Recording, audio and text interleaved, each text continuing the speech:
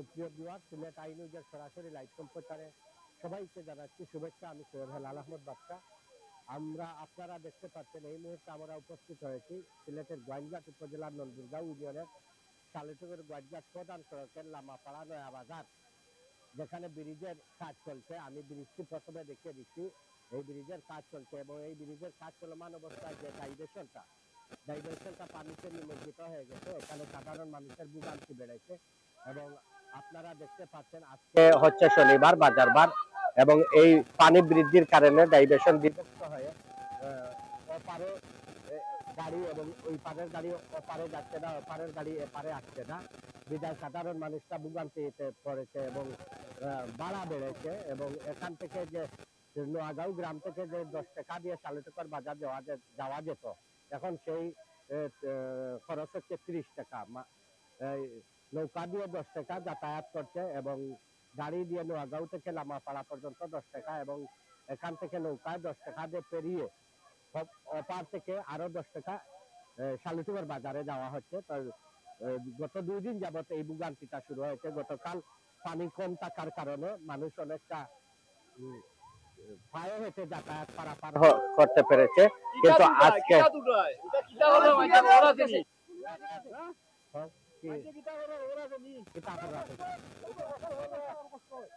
মানুষের কষ্ট আপনারা শুনতে পাচ্ছেন। সাধারণ মানুষের ভোগান্তি, মানুষ অত্যন্ত কষ্ট করতেছে। যে আপনারা দেখতে পাচ্ছেন এই ছোট নৌকা দিয়ে যাতায়াত করছে এবং আমি দেখিয়ে দিচ্ছি আপনাদের যে উভয় পাশে গাড়ি আছে, কিন্তু এই ছোট ডাইভারশনের অপরিকল্পিত কাজের জন্য আজকে এই ভোগান্তি পেতে হচ্ছে মানুষকে। এবং কিছু মানুষের ধারণার কথা হচ্ছে যে এইখানে যদি একটা তেলের টুকরা বাঁশ দিয়ে একটা ছোট চাকু তৈরি করে দেওয়া হতো, তাহলে মানুষ পায়ে হেঁটে ওপারে যাতায়াত করতে পারতো। সেটারও কোনো ব্যবস্থা করা হয় নাই। তো এখানে আমি এই ব্রিজের কাজের যে কর্তৃপক্ষ কাউকে দেখতে পারতেছি না, যার জন্য তাদের সাথে আমি কথা বলতে পারতেছি না। শুধু আপনাদেরকে আজকে দেখিয়ে দিচ্ছি সাধারণ মানুষরা কিভাবে ভোগান্তি পাচ্ছে এবং পার হচ্ছে, যে উভয় পাশে মানুষ এবং বৈরী আবহাওয়া। যদি তবে এটা বলা যায় এই ব্রিজটার কাজ যে দ্রুত গতিতে চলছে, সেটা অবশ্যই বলা অপেক্ষা রাখে না। খুব দ্রুত কাজ হয়েছে ব্রিজটি। অন্যান্য ব্রিজের চাইতে এই ব্রিজটির কাজ অত্যন্ত দ্রুত গতিতে হয়েছে এবং এবছর বন্যা অত্যন্ত দেরিতে এসেছে। যদি আগাম বন্যা হতো তাহলে মানুষের ভোগান্তিটা আরো বৃদ্ধি পেত, কিন্তু বন্যা দেরিতে আসার পরও মানুষের ভোগান্তি। এই যে আমরা যে বন্যার পরিস্থিতি, আমরা রাস্তাঘাটে যে কষ্ট, যাত্রীরাও কষ্ট, গাড়ি করে ফেলাইছে পারে না, শ্রমিকরা অনেক কষ্ট করিয়া দূর দূরান্ত 3টা থানা করে গ্যাস আনতে হয়। যার কারণে আমরা রাস্তাঘাটও যাত্রীরও কষ্ট, আমরাও কষ্ট, সবার কষ্ট। গাড়িগুলো যে দাম বাড়ছে এগুলো হওয়াই গিয়া অনেক প্যাসেঞ্জারে গালাগালিও করে, তারা ভোগান্তির কারণে। আর এই যে মহিলারা খরচ নিয়ে আইতেছে 3টা জায়গা সেবাদের গাড়ি ভাড়া ওখানে একবার খুব ভোগান্তির মধ্যে আছে। দয়া করিয়া মাননীয় মন্ত্রী সাহেবের কাছে আমরা আকুল আবেদন, ঈদের আগে আমরা আমাদের ব্রিজটা কমপ্লিট করে দেওয়ার জন্য বিনীতভাবে আহ্বান এই বলে আমার বক্তব্য করলাম। আসসালামু আলাইকুম। জি মানুষের যাতায়াতের লাগে খুব সুবিধা হয়েছে, যে মানুষের যাতায়াতের লাগে খুব সুবিধা হয়েছে, কষ্ট করা হইতো না। জি জি জি বাসের জিনিস দিলে বা চাকু দিলে বা প্লেনশিট দিয়ে দিলে আমাদের খুব সুবিধা হতো। এই জিনিসটা আপনারা সাংবাদিক ভাইয়ের মাধ্যমে আমাদের এই সুবিধাটা করার জন্য আপনারা ধন্যবাদ। আসসালামু আলাইকুম। শুনতে পারছেন মানুষের যে ভোগান্তি হচ্ছে, তাদের গাড়ি ভাড়াও বেড়েছে এবং তাদেরও ভোগান্তি বেড়েছে। আমরা জানতে পেরেছি যে আঙ্গারজুর হয়ে আঙ্গারজুরের ভিতর দিয়ে অনেকটা ছোট রাস্তা দিয়ে তাদেরকে গিয়ে গ্যাস আনতে হচ্ছে এবং তারাও ভোগান্তিতে পড়েছে, পাশাপাশি সাধারণ মানুষরাও ভোগান্তিতে পড়েছে। তো আমি যে কথাটি বলতে চাচ্ছিলাম যে এই বছর অনেক দেরিতে বন্যা আসার পরও মানুষের এই ভোগান্তির শেষ হয় নাই। যদি আগাম বন্যা হতো মানুষের ভোগান্তিটা আরো বৃদ্ধি পেত, আরো বেশি ভোগান্তি হতো। এরপরও যেটা বলা ডাইভারশনটা যদি মধ্যখানে যে জায়গাটা, এই জায়গাটা যদি ইটের চুরকি দিয়ে উঁচু করে দেওয়া হতো, তো মানুষরা অনেক সাধারণ মানুষরা এই ভোগান্তি থেকে লাঘব পেত। এই ডাইভারশনের কাজ অনেক নিচু ছিল, যার জন্য আজকে এই পরিস্থিতির শিকার হতে হয়েছে মানুষকে। তো সাধারণ মানুষের কথা হচ্ছে, এই যে আপনারা দেখতে পাচ্ছেন কিছু মানুষ এই দুটি বাঁশের উপর দিয়ে পার হচ্ছে। যদি এইদিকে একটু ছোট চাকু করে দেওয়া হতো, তাহলে সাধারণ মানুষরা এই এপার থেকে সেপারে খুব সহজে যাতায়াত করতে পারতো। তো আমরা যে ব্রিজের কর্তৃপক্ষ আছে তাদের দৃষ্টি আকর্ষণ করবো এবং বলবো যে মানুষ অন্তত পক্ষে যাতে খালি পায়ে যেতে পারে, যাতায়াত করতে পারে, তারা যদি এইদিকে বাসের একটু চাকু তৈরি করে দেয় বা প্লেন সিট যে এই যাতায়াতের পারাপারের ব্যবস্থা করে দিতে পারে, তাহলে মানুষের অনেকটা ভোগান্তি দূর হবে। এবং আপনারা জানেন চুয়াকুল ইউনিয়নের একটি ডাইভার্সনের ব্রিজের কাজ চলছে, সেই জায়গায় ডাইভার্সনের ভোগান্তি।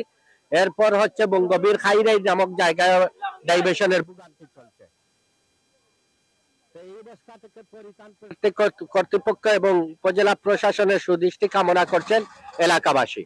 আপনারা দেখতে পাচ্ছেন যে যানবাহন গুলা এপারে আটকে আছে, এই পারের যানবাহন সেপারে যাচ্ছে না এবং সেপারের যানবাহন এপারে আসছে না, যার জন্য নৌকা দিয়ে মানুষরা যাতায়াত করছে। অত্যন্ত একটু জায়গা, অত্যন্ত ঝুঁকি নিয়ে মানুষ যাতায়াত করছে। আমি আবারও দেখিয়ে দিচ্ছি আপনাদের।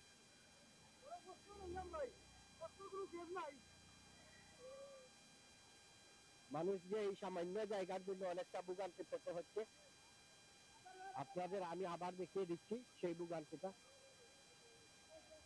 এবং বর্তমান বন্যা পরিস্থিতি গোয়ালঘাটে অবনতি, বন্যা বৃদ্ধি পাচ্ছে, বৈরী আবহাওয়া চলমান অব্যাহত রয়েছে এবং এখন পর্যন্ত কোনো ক্ষয়ক্ষতি হয় নাই। এবং উপজেলা প্রশাসনের পক্ষ থেকে বন্যার প্রস্তুতিমূলক 56টি আশ্রয় কেন্দ্র প্রস্তুত করা হয়েছে, যাতে বন্যায় অসহায় মানুষরা তাদের সহায় সম্বল নিয়ে আশ্রয় কেন্দ্রে উঠতে পারেন। তার জন্য 56টি আশ্রয় কেন্দ্র প্রস্তুত রাখা হয়েছে।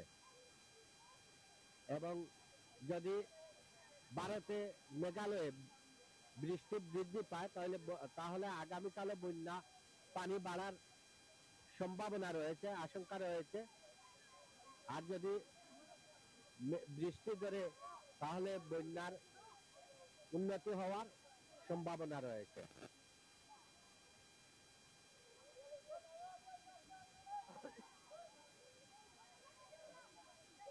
এই যে আপনারা দেখতে পাচ্ছেন এইসব টোটা নৌকা দিয়ে মানুষ যাতায়াত করছেন।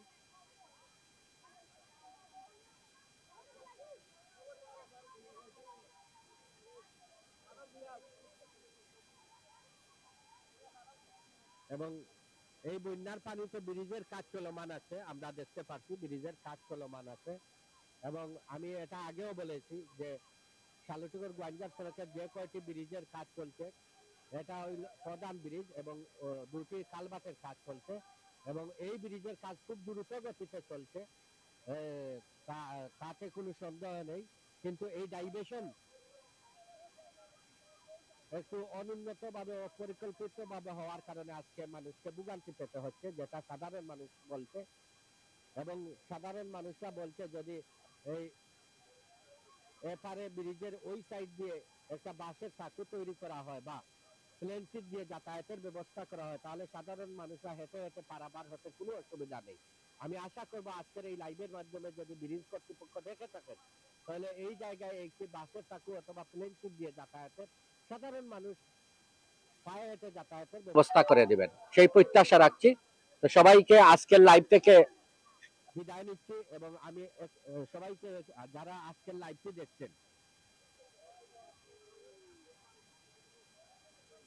আমাদের সিলেট আই নিউজের পেজে লাইক এবং ফলো দিয়ে রাখবেন এবং নতুন নতুন আপডেট খবর পেতে আমাদের সাথে থাকবেন, সেই প্রত্যাশা রাখছি। আল্লাহ হাফেজ, আসসালামু আলাইকুম।